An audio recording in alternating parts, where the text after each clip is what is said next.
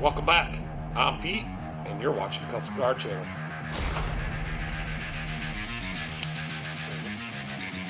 But we're going to work on a Bobcat today, and it's going to be awesome. Since this one's a Silverado, maybe you guys can just call me the Silverado Man.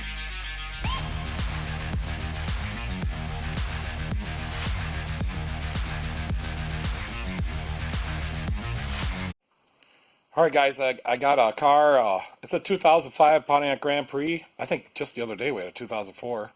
But anyways, there's no heat.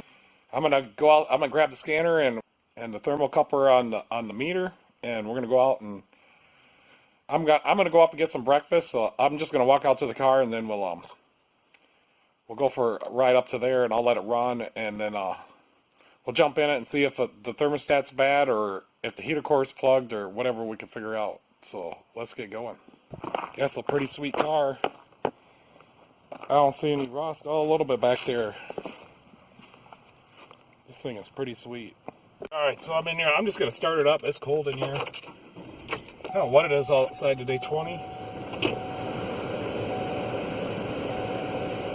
Oh, we got to check engine light too. Yeah, he did say he wants that checked. I'm going to plug in the scanner and get her going here. Suppose I can get this meter going. I did a review on this, and it's an ANEG. But I thought it would work good for the thermocouple. Right there. So now we're just going to stick that in the vent. So we're started out 56. And I can turn this light on. It's got a light, and it stays on this thing. So I don't know if that's any helpful or not. So I'm just going to set that here. And we are turned up on high. We're on defrost. Let's turn her on floor and vent. Oh, there's 172,276 miles. Holy moly. That's a lot of miles. So we're at 66. Where's our temperature gauge? Our temperature gauge is just below the quarter mark. So right up here. And we have the check engine light. It does run pretty good. Alright, I'm going to do a smart detection. So we're up to 70. I'm going to give her a little gas. And we'll see. So I'm just revving it up to like 1800. I'm going to see if that temperature goes up. And it's not. I mean, it could just be low on coolant. We're going to go into the PCM. And we want to look at some data. Engine coolant temperature right there. 186, yeah, so I don't think the thermostat's bad. I think we got a plugged heater core. Man, I sure do talk a lot. Yeah, so I can tell you right now the thermostat's going to be okay, but we'll take it for a drive just to verify that, and I'll explain what we're doing and why we do it. So I guess I could do that. So you want to drive the car, you want to make sure it's warmed up, and then what we'll do is we'll go down to the road, and you know, thermostats on these cars are like, what are they, 190? And the fan kicks on like 225, 230. But anyways, if I drive this down the road and don't maintain that 186 degrees, if it drops much below that going down the road, like down to 140, then for sure the thermostat's bad.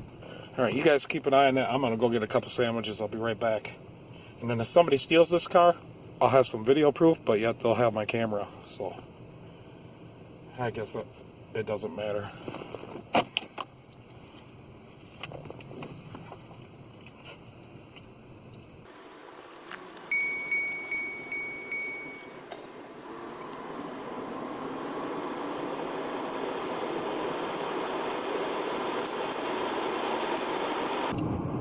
So I'd like to see that heater around 120.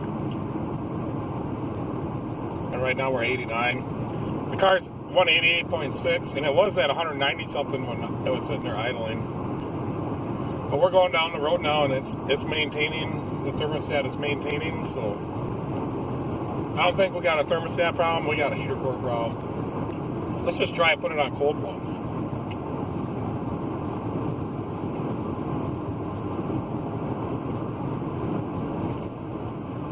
Yeah, so it's switching.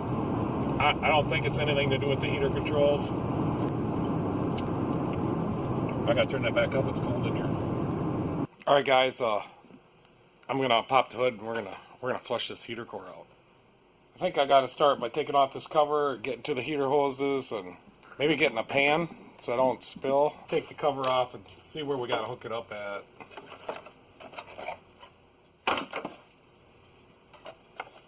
Actually, don't look too bad under here. Yeah, so there's the heater core lines there. Yep, we can go right here. We're just gonna flush out the heater core. How about first we check and see if the antifreeze is full. So it's a little lower than I like to see in there. I'm gonna open the cap. So you want to be careful. You know, our pressure is pretty much off, so. But do be careful. Don't. And this is cooled down a little bit. So it's down a little bit, and it's got the deck cool. I don't think that's low enough to cause the problem we're having. I just want to get some out of there. And the freeze protection is over -40. I don't know, should I say over or under? I mean, if it was -45, that's about where it's at. So I don't know if you'd say over or under. And I don't really care. So I know I'm going to spill some, so I'm going to put a pan under there. Then we're going to take these clamps off and we're going to flush that heater core both ways. And I don't have one of the power flushers, but I think I got something that'll work. Plus I got a little bucket with a pump on it. Yeah, I kind of got a scratchy throat thing going on lately, but not. And I'm having a hard time talking all the time, because I talk all the time. So I hope I don't lose my voice, because I don't have enough videos if I do. Alright, so we got those clamps off. And I got them cracked loose.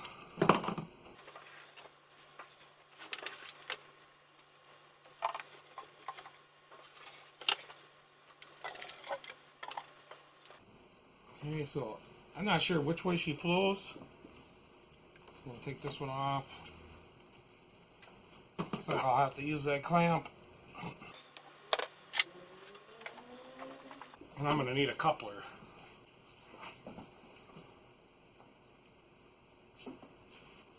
I found something. Alright, that should be tight enough. So I'm going to go ahead and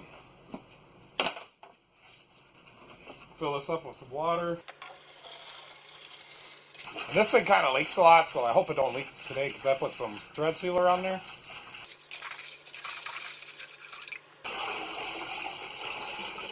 Alright, we got some water in there now. We'll set this bucket here. And I'm going to get something to hold that. So I think this will work. And then we need electricity. And I know what you're going to say. Last time I tried this pump, it took a while to get it to run. But it's running now. And yeah, there's already crap in there. Alright, I'm gonna switch our directions here. There's a lot of crap in there.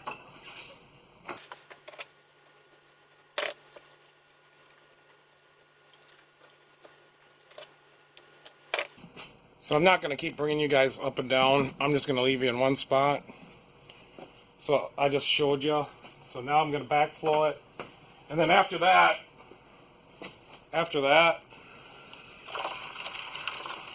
oh yeah, big pieces of crap come out of it. So now what I'm going to do, this might get kind of tricky, but I'm going to use this thing. And we're going to blow it with air and water. And then we'll go and flush it again, and I'm going to flush it out really good. So until stuff stops coming out, once stuff stops coming out, then we'll be done. I just went and got a cap so I can plug this. Because if I don't, water will come out of here. I mean, it's going to. So there we go.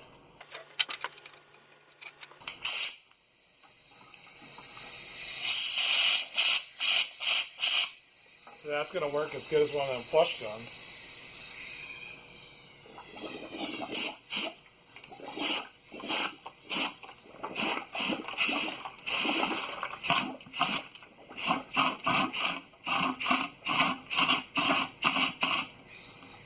did that side. I just went and got some more water.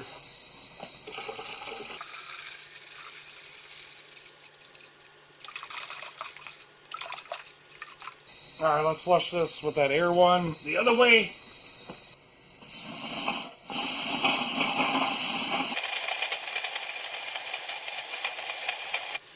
Alright, let's go the other way again.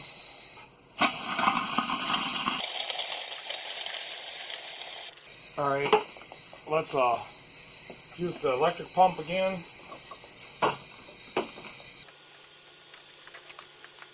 And then we're going to put her back together.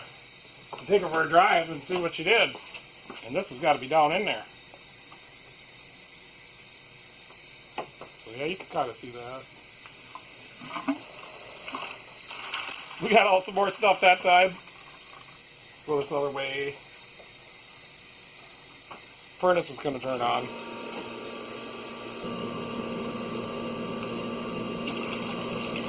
That's always clean that way. I mean, that's good flow too. I think we'll try it one more time with the air and then one more time with the water.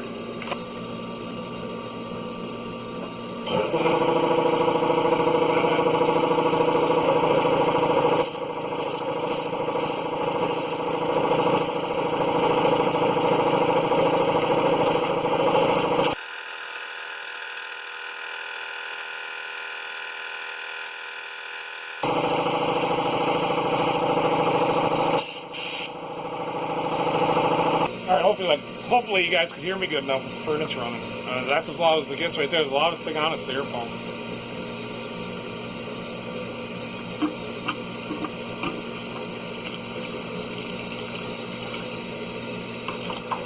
Alright, I'll switch them around one more time and we're going to call that good.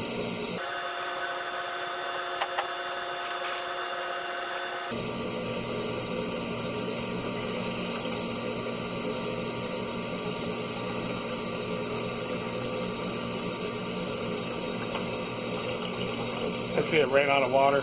I'll go get one more gallon of water. We'll do it both ways again.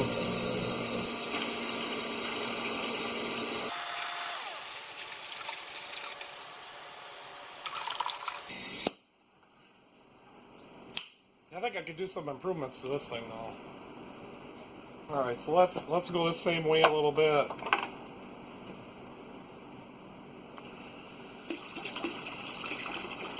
Alright, let's go back the other way. Like, this is the way it's always clean.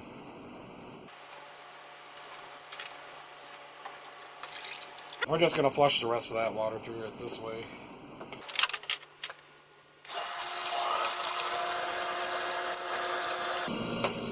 Alright. Let's clean up our mess. Alright guys, I think, so I'm done flushing this right now. I'm going to go ahead and get these lines off here and,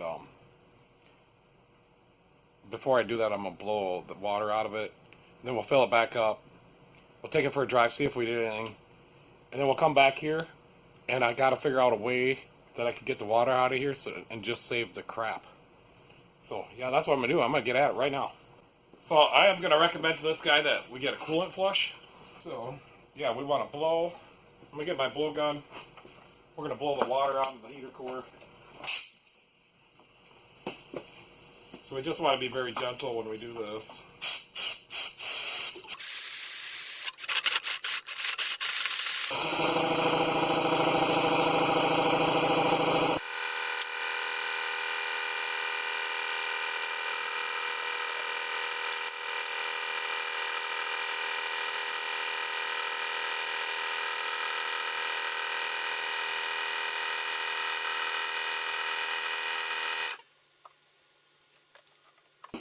As long as you take the lines off right there, you can't mix them up.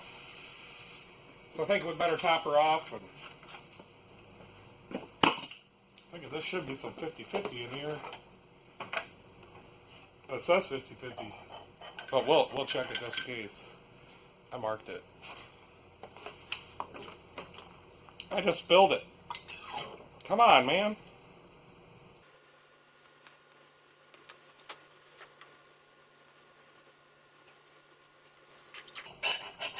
So I'm just going to fill the radiator, and then I'm going to fill the tank to normal, or maybe just a little more than normal. And I'm going to need a funnel.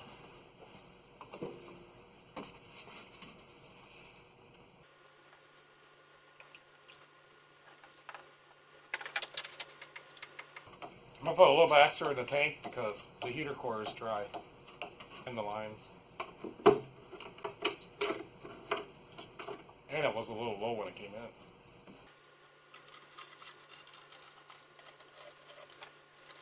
Okay, I'm gonna go start it up and then get some heat, and then I'll double check to make sure the radiator's full.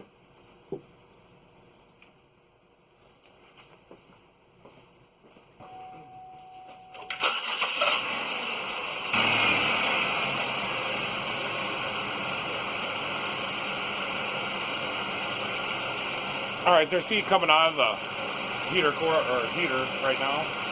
So I'm gonna pull that cap off while it's still cold, make sure it's full.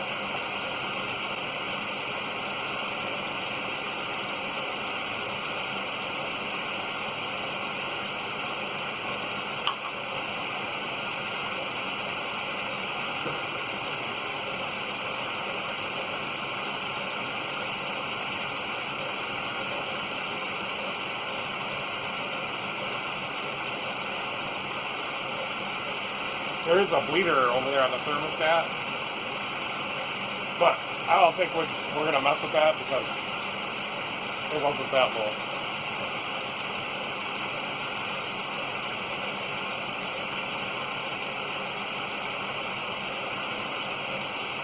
Oh, she's full enough now.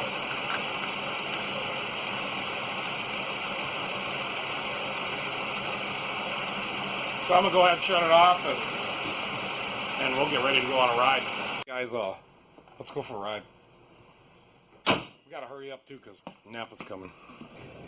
So we're just sitting out here in the car like we started up in the morning. We're gonna let it warm up and she's going right up. Yeah, we could never get to 98 before, not even driving down the road. And like I said, it's not even warmed up yet. We just got backed it out of the shop. I'm not gonna sit here too long. Could turn on the scanner and I can tell you what the engine is. Alright, so the engine's only at 159.8. Let's go for a drive. It's a really quick one. Napa's going to be on their way. And it's pretty hot in here for me, so I got the window open. So I think what I said before, I want to see it up to 125 or hotter. But I think 121 is good. Engine's only up to 174.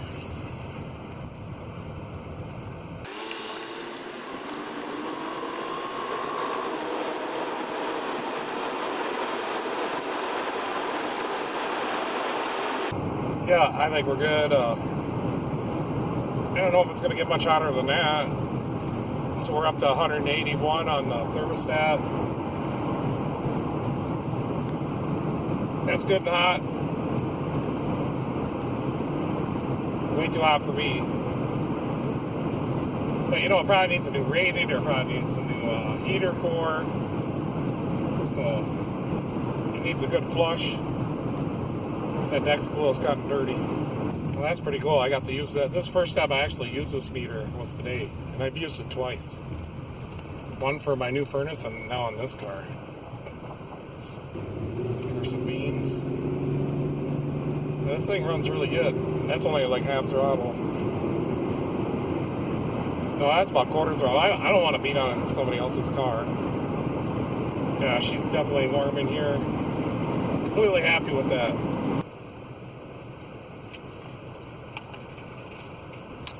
Alright guys, so nothing to it, flushing out your heater core. Any guy can do that, or gal, and it's a do-it-yourselfer job. And you know, if you got a garden hose, that'll work just like my pumper. And then I don't know, I'm gonna get one of them power flushers, but you seen what we did, just blow some air through it. Oh yeah, we gotta empty that bucket. I forgot, I'm not leaving yet, so let's go do that. So I'm gonna go ahead and leave the link down in the description for this meter since I'm using it. I don't think it costs very much at all, but I don't even know how you say that. ANEG, and it's a 681 smart. It's a smart multimeter. I think it says something else in the package too. Let's go look at it. So this meter, this cool one, it came with all this stuff. Oh, here's the charging cable for it. So it's a USB-C. Came with some leads. There's regular regular meter leads. Nothing special. Really nice. And then there's some of these leads, and I ain't 100% figured this out yet. So yeah, you could put a little. I thought they came off of there. Oh, it screws on. That's right, these screw on. So here's a little wire terminal. And this side I put an alligator clip on. So they have a couple little probes. And a couple little doodads this other end. Yeah, they screw on too. So a couple little screw on jumper lead things. So I'll go ahead and show you what was in that box. So we got four screw-on alligator clips. So to make a set of jumper wires. Here's a positive and negative probe. They have a positive and negative big probe. And these look like some uninsulated 4mm bananas, the males. And there's a spike. One spike, 2 terminals, and 4 bananas. And a USB cable. And that's what I wanted to show you. So this box says something on here. I know. Here it is. The key to unlocking electrical mysteries. Smart digital multimeter. And I don't know how to say that, so I'm not going to. But yeah, so I used this meter twice today, and it has a whole bunch of stuff. We'll unplug it. So there's frequency. Oops, I hit the wrong. That's hold. It's got auto. I imagine that's for voltage. There's volts. There's ohms, and I can't remember if that, and that's electromagnetic field, so that's for like finding power. So here's the cord for this light, and it's telling me that's low voltage. And then there was live. I don't know what we'd do with live. Celsius, Fahrenheit, frequency, and it does diodes. I think I did my video that I ain't published does diodes. And then if you hold this button, the screen lights all up, and it has a long timeout. Long, like it must be 10 minutes. I don't know. And then it's got a light. Okay, so that's enough with this meter. And the Grand Prix now has heat, and that is a 2006. I said it was a 2005. Remember that? So not a big deal. I don't even care. I couldn't remember, and I didn't look. So yeah, anybody can fix their heater. So go ahead and do it. If your stuff is cool and sturdy, flush it. Get some flush, and get some conditioner to put back in there. And with this car, I think I will. You know, even if I flush it, we're going to go back with the deck school. That's just what I do. I mean, what other color would I put in there? Green? I definitely wouldn't put the universal. But anyways, pretty easy do-it-yourselfer job. You won't have any trouble. Just make sure you get the air bubbles out. Usually if you got heat, the majority of the air bubbles are out. So, yeah. Alright. Thanks for watching. You can catch me next time. I know. We're going to go dump that bucket. Alright, I got it sitting out here. Sorry about that. So this rag is pretty dirty. But, you know, I was expecting a little more. But, even though there's not a little more, we have the results. It worked. There's some chunky stuff in there. But it's not a lot. But I guess it don't take a lot. Alright guys, I was expecting a little more. Sorry for being boring.